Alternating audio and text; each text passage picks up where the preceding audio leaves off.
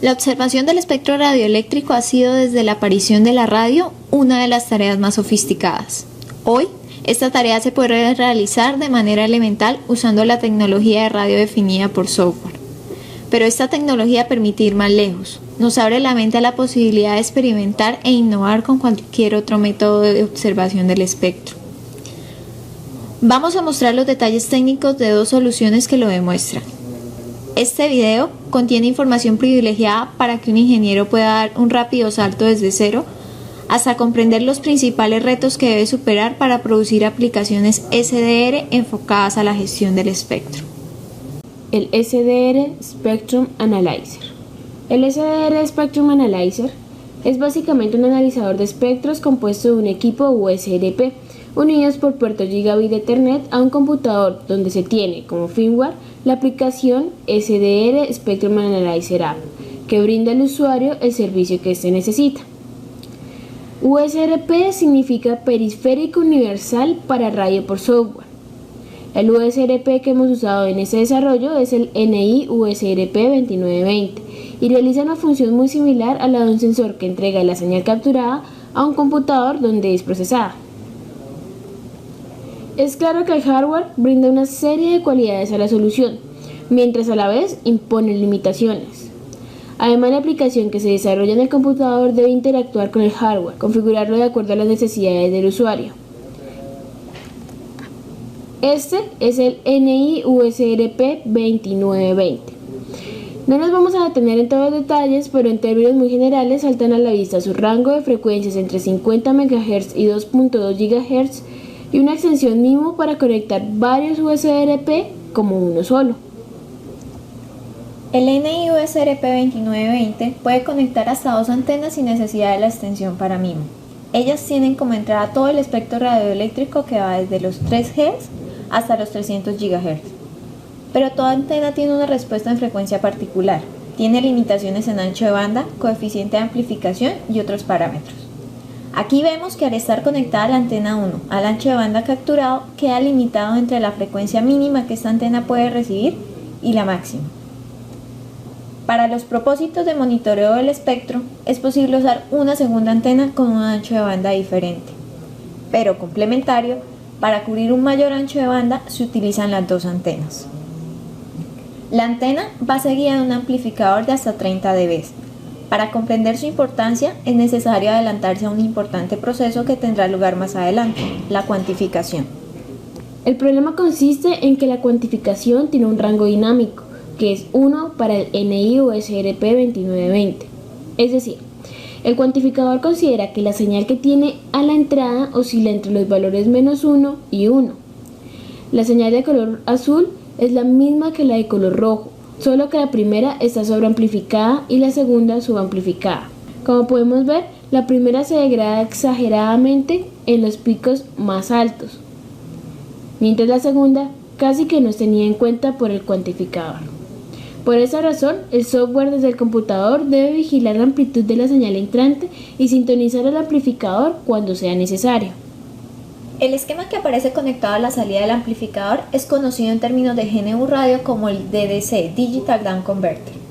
La aplicación que se desarrolla para el computador deberá manipular la frecuencia FC que genera el bloque VCO Voltage Control Oscillator. Los demás parámetros permanecen inmodificables, como el ancho de banda que es de 20 MHz y la frecuencia de muestreo que es de 100 megamuestras por segundo para el NI USRP 2920. Observemos la densidad espectral de potencia de la señal a la salida del amplificador. Solo una porción de 40 MHz del espectro podrá pasar por el down converter. Pero, variando la frecuencia FC, por el down converter podrá pasar todo el espectro entre 50 MHz y 2.2 GHz. Claro está que en cada instante de tiempo solo puede pasar un ancho de banda de 40 MHz, casi el doble del atribuido a todas las emisoras de radio FM. El problema ahora consiste en que la frecuencia máxima de interés es FC más 20 MHz.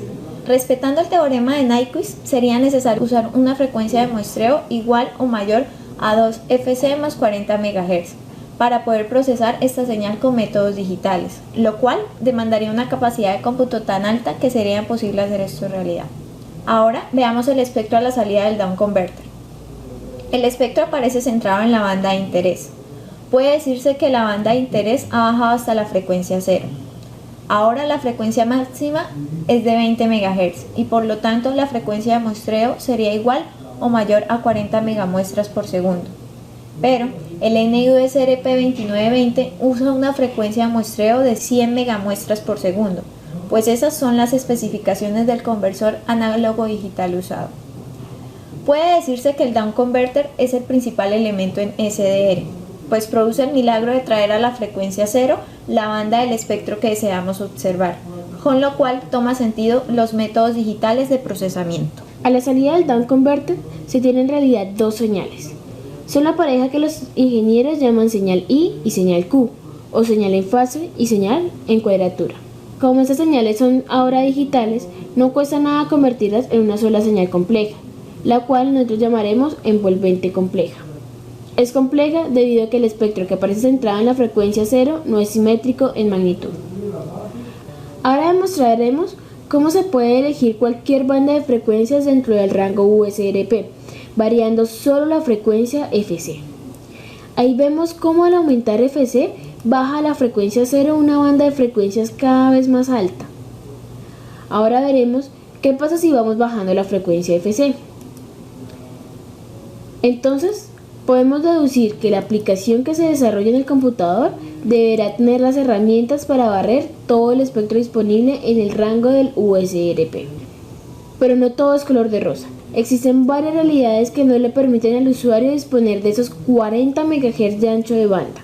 Estas son: primero, el computador usado puede no tener la potencia de cómputo suficiente para recibir y procesar en tiempo real un bombardeo de muestras a la razón de 100 megamuestras por segundo, que es lo que entrega el ADC.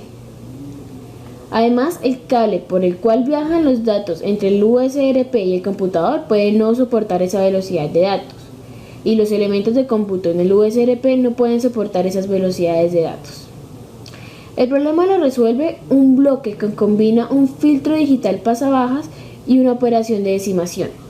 Con el filtrado, el usuario puede reducir sus pretensiones de ancho de banda instantáneo sin renunciar a la posibilidad de poder barrer todo el espectro disponible en el USRP, lo cual implica mayor tiempo de barrido. Con la operación de decimación, es posible reducir la rata de muestras a un valor apropiado para la observación del espectro que se desea realizar y a las capacidades de las tecnologías disponibles. El problema que aparece es que la operación de decimación es muy rígida y en la mayoría de los USRP solo acepta un coeficiente de decimación igual a K igual a 2 a la M, donde M es un número entero. Cuando no se hace así, el espectro que se obtiene puede ser diferente al espectro físico real. Los elementos presentados hasta el momento se ubican en el equipo que llamamos USRP y que deberá ahora conectarse a la aplicación que está alojada en un computador. La salida del filtro digital pasabajas va directamente a la aplicación en el computador. Los siguientes elementos hacen que esto sea posible. El UHD o USRP Hardware Driver es el driver que permite que USRP y computador se reconozcan mutuamente y se comuniquen mediante un lenguaje común. Puerto Gigabit Ethernet. Tarjeta física que permite comunicar el USRP con el computador usando una dirección IP al lado y lado. Cable. Usualmente se usa un cable que conecta directamente el USRP con el computador usando una dirección IP al lado y lado. Existe la posibilidad de que esa conexión se dé por Wi-Fi e incluso por Internet. Finalmente, es importante conocer algunos términos. La tarjeta hija representa básicamente el down converter. Es una tarjeta que puede cambiarse para darle al USRP nuevas prestaciones. Tarjeta madre. Consiste en una FPGA que une todos los elementos del USRP. OSR es el procesador de señal a bordo, el cual implementa un filtro digital de tiempo real, un decimador, entre otros programas de procesamiento embebido. GNU Radio. GNU Radio es una herramienta de desarrollo libre y abierta que va creciendo con los aportes de la comunidad internacional. Está compuesta principalmente de librerías para llenar gran parte de las necesidades de los investigadores. Existe una versión en el lenguaje Python y otra en C++. La primera se usa preferiblemente en el sistema operativo Ubuntu y la segunda es comúnmente usada en Windows. En el caso de Windows, GNU Radio es aprovechado por varios ambientes de programación como Simulink de MATLAB, LabVIEW de National Instruments o por Octave o simplemente en C++. Poco se aconseja usar Python en Windows pues las librerías no están muy maduras. En el caso de Ubuntu, lo usual es programar en Python, luego instalar GNU Radio, pero los ingenieros electrónicos prefieren una interfaz gráfica de programación que se instala con GNU Radio y que se llama GRC, ya que les permite jugar a cablear bloques para producir un sistema complejo. El bloque USRP Source es usado para que la aplicación que desarrollemos establezca comunicación con el USRP. Al pinchar sobre él encontramos el menú que permite a la aplicación configurar los parámetros del USRP. Podemos observar que la señal que entrega el USRP es de tipo complejo, pues como ya se dijo, entrega la envolvente compleja de la señal de interés.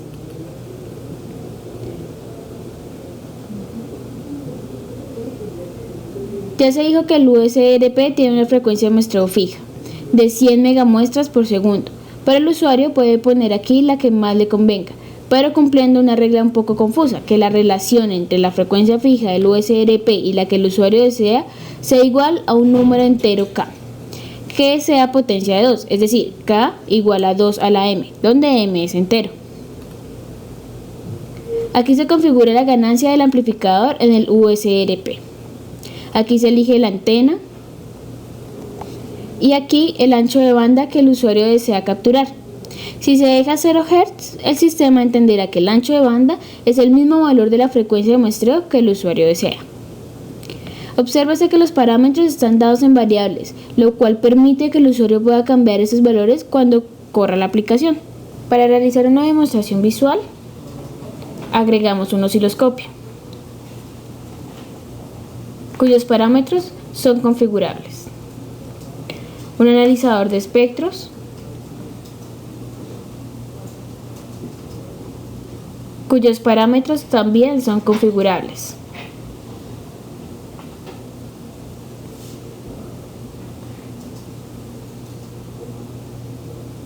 y un bloque que permite guardar en un archivo la señal capturada. En este momento el USRP está configurado para capturar un ancho de banda de 10 MHz centrado en la frecuencia de 103 MHz, lo cual abarca todo el espectro de las emisoras de radio FM. Al oprimir este icono se genera el código de Python de la aplicación.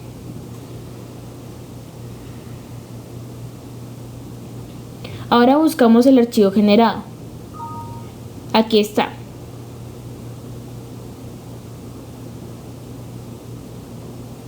Lo abrimos y podemos ver el código de la aplicación creada.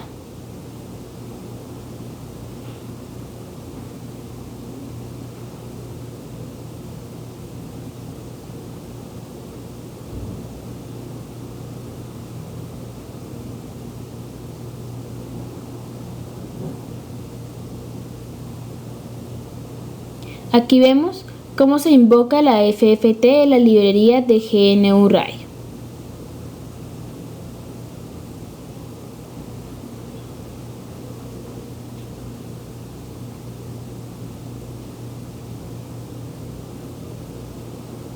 Ahora vamos a un hiperterminal para correr nuestra aplicación.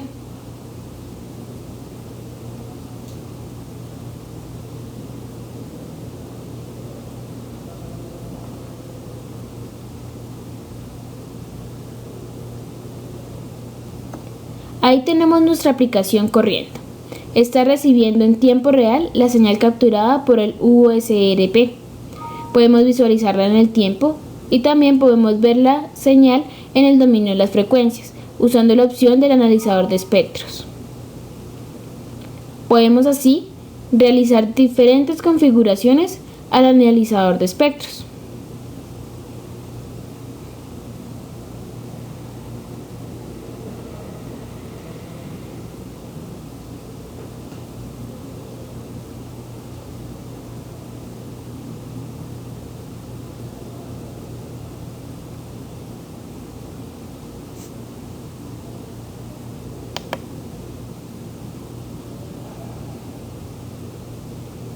En el tiempo vemos dos señales, una azul y una verde.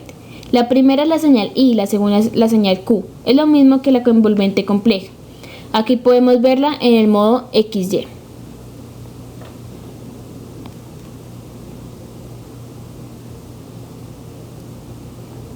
Observemos ahora el archivo producido. Tiene un tamaño de 4.5 GB. Luego de haber corrido el programa durante unos 10 segundos, esto nos brinda una idea de la impresionante cantidad de datos que deben ser procesados por el computador en tiempo real. Pero es que estamos capturando de un solo tajo todas las emisoras de radio FM. Ahora vamos a crear una solución más sofisticada al monitoreo del espectro de las emisoras FM. Conectamos a la salida del USB un filtro pasabajas y un demodulador FM. Esto para ir escuchando las emisoras que vamos variando. Este multiplicador nos sirve para amplificar la señal demodulada y este para que salga por la bocina del computador. Definimos las variables usadas.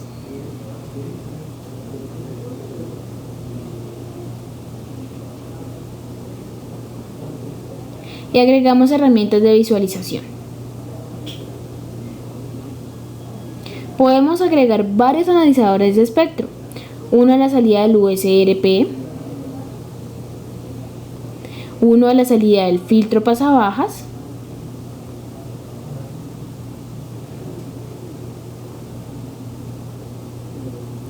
y, ¿por qué no?, un analizador de espectro tipo waterfall a la salida del USB. Finalmente, ponemos un osciloscopio a la salida del filtro pasabajas. Está listo lo que llamamos flujograma. Ahora podemos generar el código en Python de nuestra aplicación, o bien podemos correrla directamente desde el GRC. Posición. El fiscal general Eduardo Montealegre estimó que la suspensión de bombardeos es una decisión que parte en flor.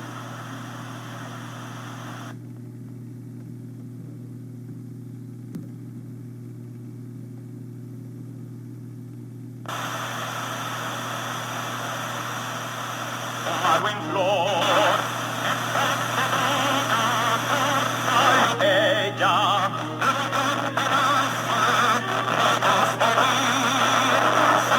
Semilla de la semilla, cosecha fresca de valor, anunciadoras almejas, por siempre unidos para vencer. Crecen tus sueños, conquistadora, por siempre unidos para vencer.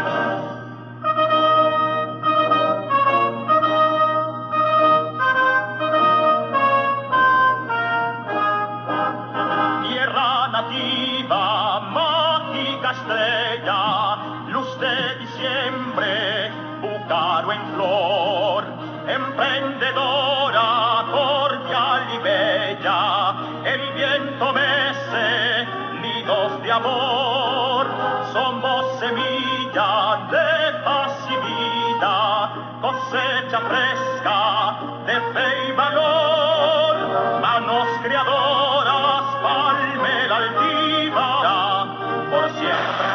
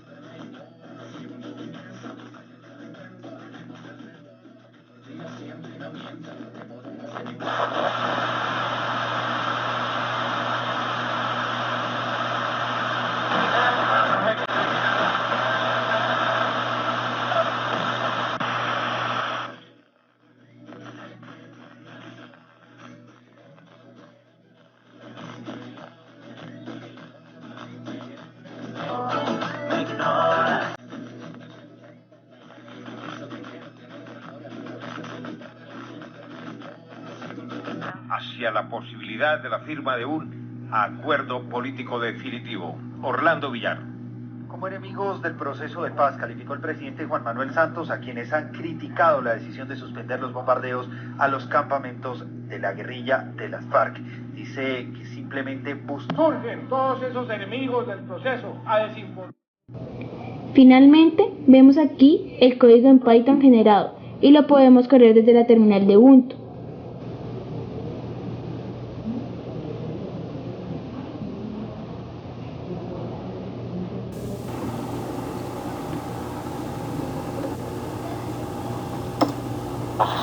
Ahí tenemos nuestra aplicación.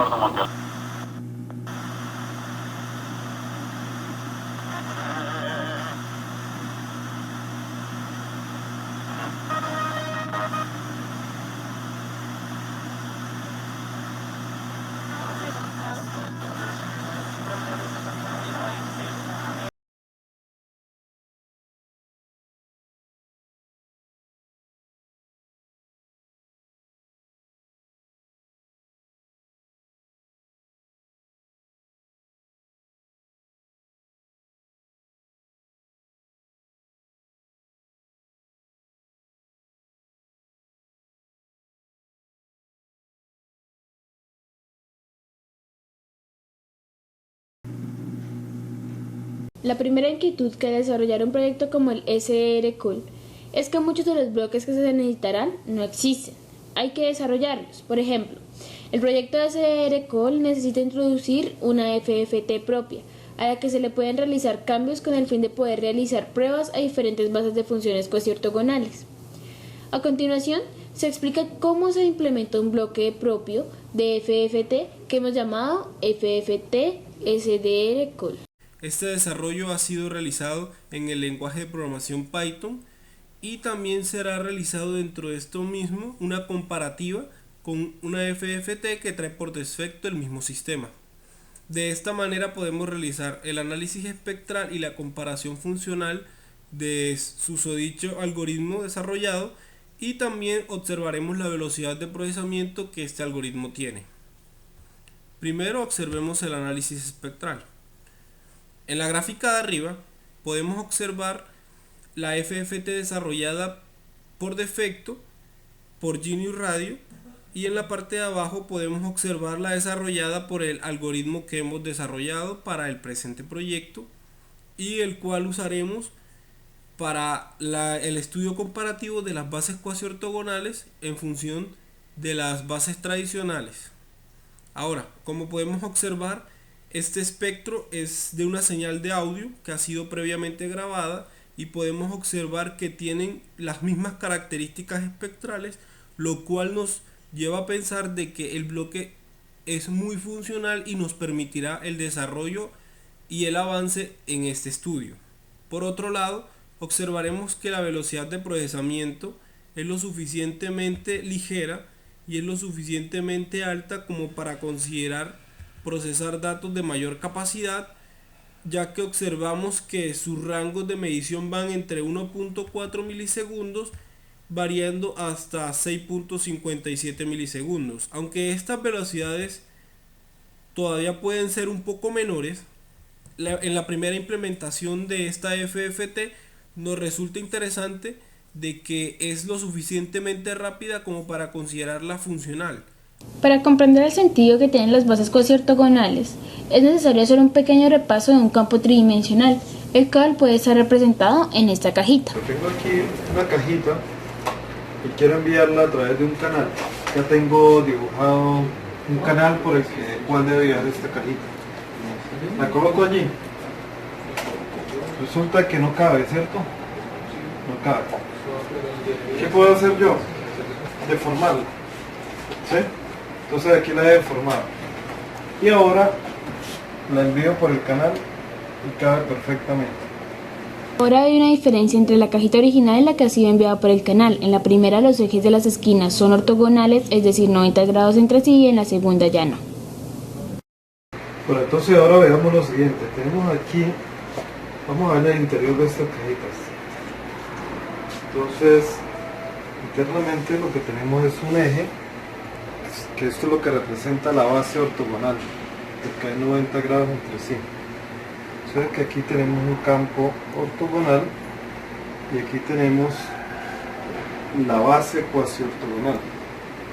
¿Okay? Entonces vamos a mirar un vector. Este vector representa la información. Imaginemos que lo que viaja en esa caja es un vector en forma de ese palito negro. En la práctica se trata de información que va a codificar el tamaño y la posición del vector dentro de la caja. Lo curioso es que si el vector se proyecta hacia cada uno de los componentes ortogonales del campo 3D, vemos que el vector puede ser representado de manera alternativa por los componentes ortogonales del campo 3D.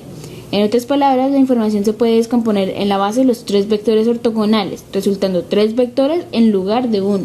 También puede hacerse una transformación inversa para obtener el vector original a partir de los componentes ortogonales. Al deformarse la caja, el vector continúa en su interior. Claro, cambia de ángulo. Lo interesante es que en este caso el vector también puede descomponerse en la base de 3 vectores cuasi ortogonales. También puede aplicarse una inversa para recuperar la información. En conclusión, se puede sustituir la base ortogonal por una cuasi ortogonal para representar la información. Ahora, cuando en el punto final querramos recuperar la información, si usamos estas bases ortogonales, quizás lo que vamos a ver es que el vector se desvió de la posición que tenía originalmente. Mientras que si usamos esta base, que es cuasi ortogonal, podríamos recuperar más fácilmente la información del vector. Veamos ahora cómo aplicar todo esto al espectro radioeléctrico. Esta es la fórmula de la representación en series de Fourier en su versión compleja. Esta es la versión real de la representación en series de Fourier. Lo que esta fórmula nos dice es que cualquier señal periódica está compuesta de otras señales elementales, que son estas senoidales. La cuestión es que todas estas funciones que hay aquí son ortogonales entre sí. De modo que todas esas n funciones son vectores ortogonales, pues para los matemáticos una función puede ser vista como un vector. De modo que todas ellas pueden servir como base ortogonal para un campo de n dimensiones, en el cual se pueden descomponer la señal S Pero de aquí t. tengo un transmisor, la antena transmisora, el canal, la antena receptora y el receptor. Voy a enviar una señal senoidal. Les pregunto a ustedes, ¿lo que vamos a ver aquí es una señal senoidal? No olvidemos que estos señores tienen unas ciertas características y unas no linealidades. Este señor también, y acá hay un amplificador y acá hay un canal que hace estragos, acá también hay una antena y hay un receptor que también tienen características no lineales. Entonces la hipótesis de la cual hemos partido es que realmente la señal aquí está deformada, está achatada. En otras palabras podríamos decir que aquí estamos hablando de un campo ortogonal y aquí fácilmente podríamos estar hablando de un campo cuasi ortogonal. Por esta razón, con un análisis cuasi ortogonal en la parte receptora es posible obtener mejores resultados para recuperar la información transmitida.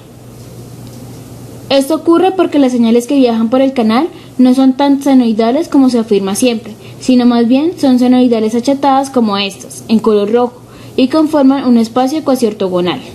Y ahí surgen muchas más preguntas, porque uno diría, bueno, eso suena muy bonito, pero ¿existe un algoritmo FFT, o sea, algo parecido a la Fast Fourier Transform para ese tipo de nuevas bases ortogonales?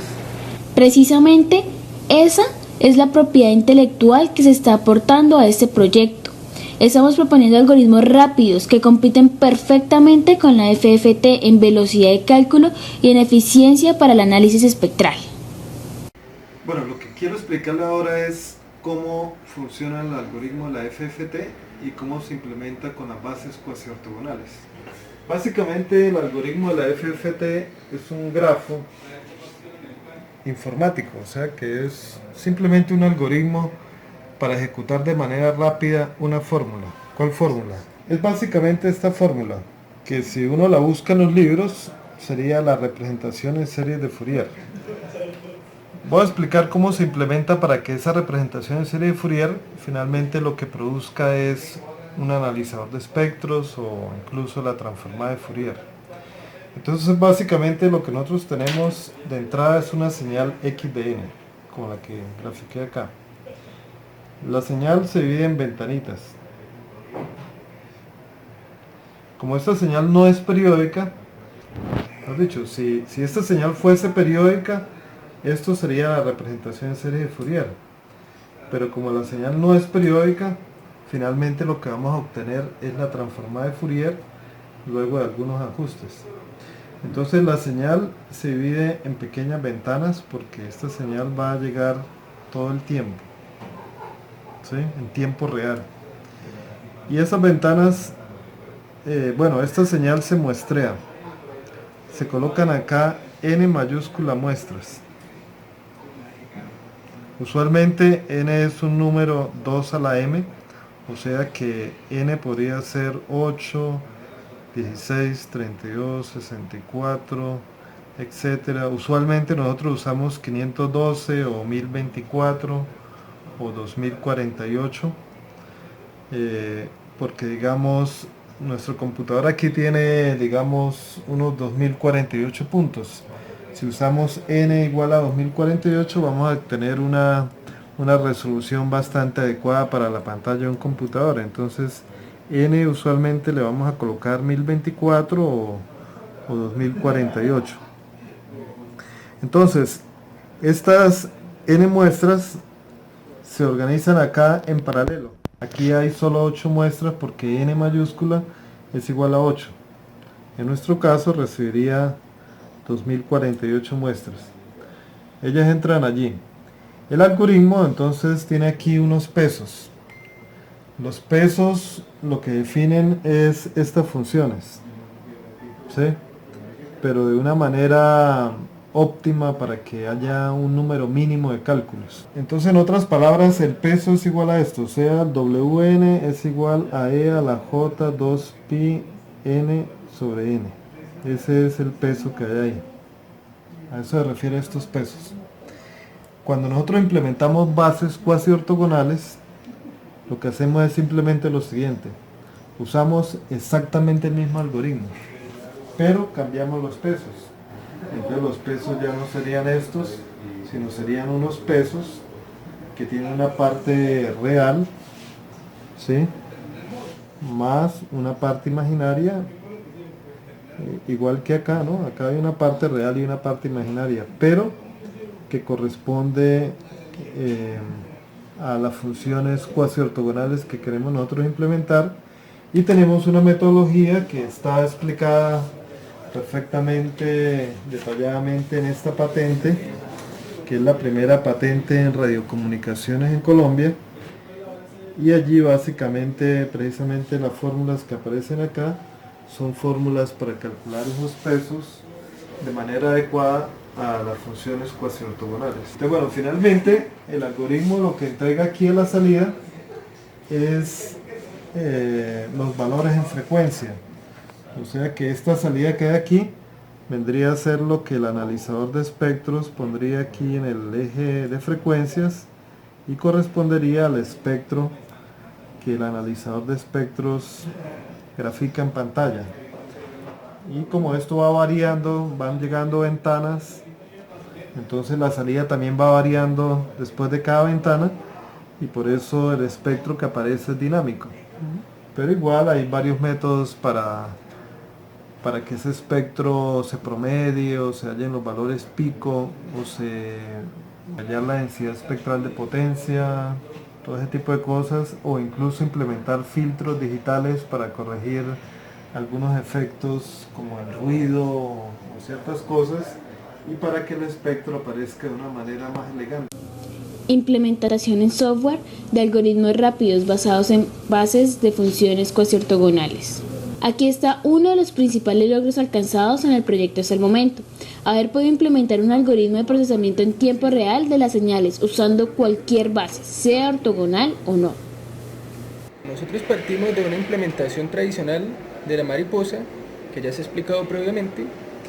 Lo que hicimos fue parametrizar las bases de modo tal que no las calcule dentro del algoritmo, sino que éstas sean una entrada más de la función. Esto otorga la flexibilidad de que el usuario puede ingresar la base que desee y el algoritmo se mantiene el mismo. Los pesos son básicamente esto, ¿no? WX son los pesos y como podemos ver ahí, los pesos los ingresa el programa que va a consumir el algoritmo. Entonces, dependiendo de esos pesos, este algoritmo será la FFT tradicional o será la FFT con bases triangulares o cualquier otra de las bases cuasi-ortogonales que vayamos a implementar. Hasta este momento el algoritmo se ha implementado en C, está corriendo en C. Las demostraciones que hemos hecho han sido combinando C++ y LabVIEW. Hasta el momento solo se ha implementado la base de funciones triangulares. La aplicación SDR Spectrum Analyzer App. A continuación, se realizará una breve descripción sobre la ingeniería del software desarrollado para el prototipo SDR Spectrum Analyzer. Como se había explicado, el SDR Spectrum Analyzer tiene una configuración para el sistema de medición en modo analizador de espectro y la configuración del dispositivo USRP. Vamos a retornar ahora al producto que hemos llamado SDR Spectrum Analyzer. Ya está claro que consta de un hardware representado en el USRP y un software que se almacena en un computador. La primera versión de la aplicación SDR Spectrum Analyzer App ha sido implementada en Windows, en el ambiente de LabVIEW. Los requerimientos para este desarrollo se han orientado a, primero, lograr crear un analizador de espectro sencillo compuesto por un USRP y computador con la aplicación apropiada. Segundo, implementar en la aplicación un algoritmo de FFT desarrollado por nosotros mismos, ya que eso nos permitirá implementar nuevas bases de funciones cuasi ortogonales. Y finalmente, lograr que este algoritmo procese las señales en tiempo real, es decir, que sea capaz de procesar la información con la que el USRP bombardea el puerto de Ethernet del computador, sin que se presenten latencias acumulativas que hagan colapsar el sistema. LabVIEW ofrece también una interfaz gráfica de programación. En ese sentido, se parece al GRC. Por esa razón, la solución está representada en un sistema de bloques. Lo que tenemos aquí son las entradas del sistema. La frecuencia central de la banda de interés para el usuario, su ancho de banda, la antena que se va a usar, ya que el USRP puede tener varias antenas, la dirección IP que tiene el equipo USRP, ya que la aplicación se comunica con el USRP por IP, el orden de la FFT. Este número está asociado con la resolución espectral. La resolución es igual a la frecuencia a la cual está muestrada la señal entrante dividida entre el orden de la FFT. Aquí está el bloque USRP PSD. Lo abrimos y vemos cómo el desarrollador de la aplicación puede configurar el USRP con los parámetros que provienen de la interacción con el usuario. A mano derecha observamos el interior del bloque USRP PSD implementado por nosotros. Tenemos acá los mismos parámetros de configuración: frecuencia central, ancho de banda, ganancia, número de muestra, la antena y la IP del dispositivo. Ingresan a estos módulos en donde se van a configurar hasta obtener la señal en banda base. Obtenemos de la señal en banda base el vector para su procesamiento. La señal que entrega el USRP PSD se entrega al bloque SFG-RG, que ejecuta los algoritmos de la FFT que hemos desarrollado en el lenguaje C++ y que ya hemos explicado anteriormente. Aquí hemos entrado al interior de ese bloque. Nuestra principal innovación consiste en haber separado el núcleo del algoritmo de FFT de las bases de funciones cuasi ortogonales. De esta manera, hemos creado un bloque que implementa ese núcleo genérico y un bloque separado que implementa cada una de las bases de funciones cuasi ortogonales. Por ahora, solo se han implementado la base de funciones exponenciales y las de funciones triangulares, La primera es la misma base que usa la FFT tradicional y la segunda es la versión más sencilla de una base alternativa a la de Fourier. Con esta implementación se ha logrado dar el paso más alentador para alcanzar los objetivos del proyecto. Se tiene así un diseño muy original y que consiste en un solo algoritmo de transformación rápida genérico para cualquier base, un bloque separado que suministre al primero la información sobre las bases y la estrategia para que procesen la información en tiempo real. Así, la implementación de las nuevas bases cuasi-ortogonales será solo cuestión de conocer los modelos matemáticos que definen esas funciones, las cuales ya se tienen como parte de la patente de la UIS. Tenemos la configuración de, si deseamos visualizarlo, en escala lineal o en escala logarítmica. Finalmente, tenemos el diagrama de bloques de nuestra aplicación SDR Spectrum Analyzer. Estamos configurando el sistema para verificar qué hay en la banda de 883 MHz. Con un span de 20 MHz, una ganancia de antena para nuestro USRP de 10 y con nuestras bases exponenciales. Aquí podemos ver el espectro que hay en esa banda de frecuencia y este es el espectro que está observando nuestro Roder and Schwarz. Podemos cambiar a la base de funciones triangulares para observar otra perspectiva del espectro radioeléctrico, como ya se explicó anteriormente. Por ahora, no se han realizado los estudios sobre las implicaciones que tiene cambiar la base, pero podemos apreciar una mejora en el procesamiento mientras se obtiene un espectro bastante similar a la que se obtiene con la FFT tradicional.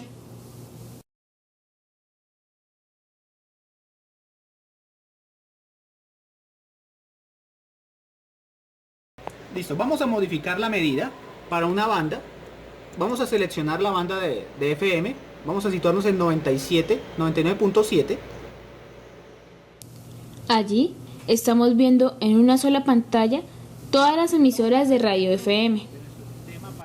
Vamos a configurar nuestro equipo para la siguiente medida. Vamos a centrarnos en una banda de televisión digital, en la banda de 473 MHz. Aquí podemos observar el espectro. Ahora vamos a modificar nuestra frecuencia central a 476 MHz. Vamos a movernos un poco en el espectro. Iniciamos el sistema. Y aquí podemos ver 3 canales de televisión digital. Ahora entraremos a detallar el desarrollo de la aplicación para el SDRNI Meter. La meta era producir un medidor de RNI usando USRP, un computador y la aplicación apropiada. En la aplicación se explota de manera especial el procesamiento en el dominio de las frecuencias para sacarle el máximo provecho a la tecnología SDR y a las bases de funciones cuasi-ortogonales. Para comprender mejor las intenciones de este desarrollo, imaginemos que este producto es un equivalente a un equipo como el NARDA. En todo caso, el propósito de este producto es solo el de crear las condiciones para probar la aplicabilidad de las bases cuasi-ortogonales en mediciones RNI. Lo único que miden es una RNI promedio en el punto donde están ubicados. Nuestro equipo, con la capacidad de GPF en medida que tiene, podemos encontrar la direccionalidad del elemento radiante. Con la direccionalidad del elemento radiante nosotros ya tenemos una ventaja total sobre estos equipos. Nos hemos guiado principalmente por 3 normas internacionales, las recomendaciones de la UIT K52 y K61, la norma de la CNL 5400 y por supuesto los estudios de la Organización Mundial de la Salud, el ICNIRP y la IEEE, y las normas nacionales como el Decreto 195 de 2005, así como la Resolución 1645 de 2005. ¿Nosotros cómo desarrollamos el algoritmo para determinar la radiación no ionizante? Tenemos una antena y podemos determinar dentro de la antena lo que se llama el campo cercano y el campo lejano. El campo cercano lo determinamos básicamente como el campo inducido porque cumple los mismos conceptos de un inductor se refleja. Lo que nos interesa básicamente es medir la radiación no ionizante del campo lejano. ¿Dónde definimos campos lejanos? A partir de lambda tercio, de la longitud de onda. De ese orden de ideas, ¿qué es lo que hace nuestro sistema? Nuestro sistema captura una unidad de muestreo. Esa unidad de muestreo calcula unos niveles de potencia en lo que recomienda la norma es en 6 minutos y son acumulados en un vector. Entonces esos niveles de potencia son los que denominamos el vector de Poynting. Esta potencia se vuelve un elemento denominado vector de Poynting. ¿Qué es el vector de Poynting? Simplemente es cada segundo o cada periodo de muestreo, dependiendo de nuestras necesidades, empezamos a acumular esa potencia. Y en cada potencia sacamos un promedio de potencia. A ese promedio de potencia tenemos un valor absoluto de potencia que es el que llevamos acá, donde lo multiplicamos por la ganancia de antena y lo dividimos sobre 4πr2. Este 4πr2 representa una esfera. Como en esta distancia ya se considera que la onda de la antena es una onda plana, básicamente podemos encontrar en esta fórmula. ¿Qué limitaciones tenemos? Limitaciones tienen los equipos en este momento? Que este rango de la antena no se puede meter directamente, este radio o distancia al elemento radial no se puede meter directamente, hay que meterlo de afuera. Como nuestros equipos están basados en USB y tienen GPS embebido, entonces solamente es con su GPS, mira las coordenadas y solo se le mete el rango del elemento radiante. Para nosotros esto es una limitación, porque si no tenemos la ubicación de las antenas, de los elementos radiantes, aplicar esta fórmula es muy diferente, muy difícil. Pero, ¿qué encontramos? Que teniendo la misma potencia y aplicando simplemente el LDO podemos encontrar el valor de voltaje. Este valor de voltaje lo tenemos en X y Y porque nosotros tenemos que hacer una discrepancia de antenas para poder medir el campo eléctrico y el campo magnético en todas las coordenadas X, Y y Z. ¿Y qué encontramos? Que el factor de antena me relaciona directamente el voltaje en los terminales de la antena con el campo eléctrico. Y en la literatura especifica que el campo eléctrico simplemente es una relación del voltaje en los terminales de antena por el factor de antena por este factor 10 a la L sobre N. Donde este L representa la distancia que hay de los terminales de antena al equipo medidor como tal, o sea, el cable que me guía la onda. Teniendo en cuenta eso, nosotros ya tenemos el campo eléctrico. Teniendo el campo eléctrico, ya es muy simple determinar la densidad de potencia, S, que es igual, es solo elevado al cuadrado sobre eta. Eta es la permitividad del medio, que es una relación entre el campo eléctrico y el campo magnético, y es igual a 377. Teniendo ese eta, ya podemos calcular por esta otra fórmula el campo magnético que nos los estaban pidiendo dentro de las recomendaciones que nos hicieron en el segundo informe. Los retos que se le vienen a nuestro tema: calcular una antena de tipo logarítmico, proporcional logarítmica para nuestro SDP, que esté caracterizada dentro de los rangos y bandas de frecuencia exactas para poder determinar la direccionalidad del elemento radiante y fuera de eso poder determinar nuestros niveles de potencia y asociarlos con las recomendaciones K52, K61 y de poder decir, este proveedor de servicio, el dueño de esa banda está cumpliendo en este punto donde yo estoy. En ese orden de ideas, nosotros ¿qué tenemos como retos? Primero, el desarrollo de nuestra antena. Segundo, del desarrollo de nuestra antena tenemos que mirar, en este momento estamos solamente trabajando en función de la frecuencia. Pero también tenemos como reto ver si en función del tiempo podemos hacer algo bien interesante con respecto a las mediciones de RNI. Con un arreglito de antenas que está ubicado en esta campanita que tenemos acá, ellos simplemente calculan el campo en ese punto en las tres coordenadas X, Y y Z por la polarización de la antena y sacan un campo total promedio aplicando simplemente el módulo de ese vector de antena. Nuestra ventaja es que nosotros vamos a tener coordenadas reales tanto en X, Y y Z precisamente por el arreglo de medición con respecto al GPS que tenemos embebido y vamos a superar su medición en exactitud. ¿Qué es lo que nos falta en este momento? empezar a crear una estrategia de medición. Estos equipos ya están patentados, documentados y certificados. Salir a campo con nuestro SRP y nuestro computador y empezar a medir y ver cuál es la diferencia que hay entre lo que mide nuestros equipos patrón, como que va a ser este NADA, y nuestro desarrollo, el RDI meter, y determinar un factor de calibración. Ese factor de calibración, después de muchísimo tiempo, nos va a dar la exactitud de este equipo con respecto a nuestro prototipo. ¿Qué tenemos en este momento? Tenemos un medidor de RNI con una antena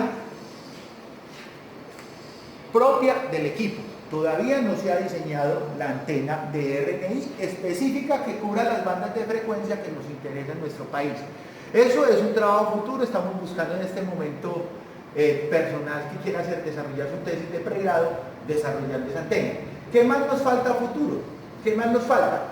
Ver que si nuestro valor promedio es en qué porcentaje diferente con respecto al valor promedio que entregan los equipos patrón. Y segundo es que ya está hecho en una aplicación determinar el punto que estoy midiendo está dentro de los valores que da las normas K52, K61 y la CNELEC 5400. Eso ya lo tenemos, solo falta agregar. Otra cosa interesante, nuestro desarrollo ya está en los dos frentes. Está desarrollado en Python y está desarrollado en la Vue, con la salvedad que Python ya podemos determinar la velocidad del algoritmo tanto en exponencial como en triangular, darle un valor agregado para determinar si en algún momento la función exponencial y la función triangular me presta menos cálculos y minimiza el volumen de datos que tenemos que procesar. Ya tenemos eso, tenemos unas primeras pruebas de medición de tiempos, hallamos las desviaciones estándar de los consumos de máquina del algoritmo y hallamos también el tiempo promedio de lo que consume el algoritmo. Lo que podemos decir hasta el momento es que la triangular es muchísimo más rápida y la desviación estándar es mucho menor que la desviación estándar de la exponencial, pero son pruebas preliminares. Veamos los retos para el diseño de una antena apropiada. Podemos extraer lo siguiente. Tenemos una coordenada en X, Y y Z. Entonces, ¿qué nos implica? Que nosotros tenemos un campo en un eje ordenado, en un sistema ordenado. X, Y y Z. ¿Qué tenemos que cumplir? Nosotros tenemos que diseñar una antena que tenga un patrón de radiación en cada uno de los ejes ordenados. Entonces, lo más fácil sería hacer un dipolo orientado con respecto al eje X, un dipolo orientado con respecto al eje Z y un dipolo orientado contra el eje Y, que nos genere un patrón de radiación esférico con respecto a cada una de las ordenadas.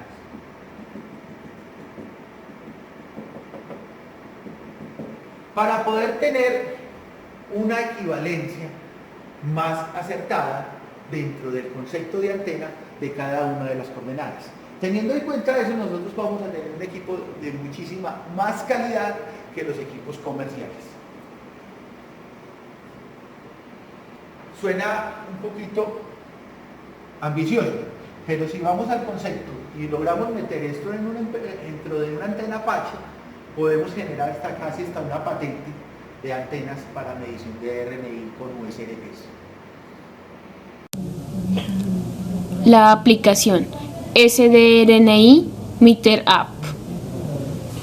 Esta es la interfaz gráfica, pero vamos inmediatamente a los detalles del software.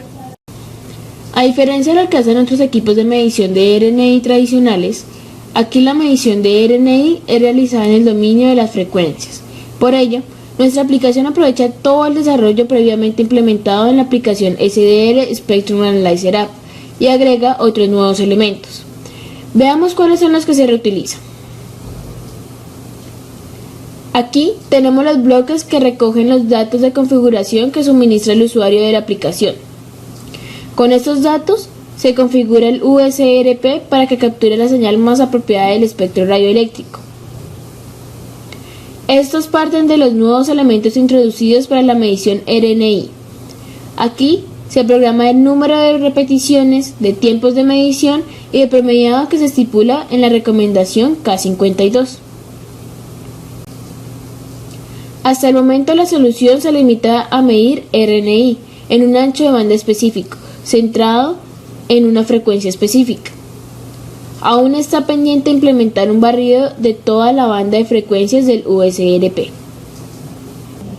para lo cual solo se requiere hacer variar el parámetro frecuencia central en todo el rango de frecuencias USRP. Para los propósitos de medición RNI, el bloque de las bases de funciones cuasi ortogonales permanece inmodificable, mientras el algoritmo FFT incluye algunos complementos para entregar el espectro en diferentes unidades de medición, como volts por hertz o volts al cuadrado por hertz. El bloque de configuración TF permite al usuario elegir la base de funciones ortogonales que desee. Ahora, los datos pasan a esta sección donde se calcula el área bajo la curva del espectro para reunir en un solo valor la magnitud del campo eléctrico, que luego se va promediando en el tiempo.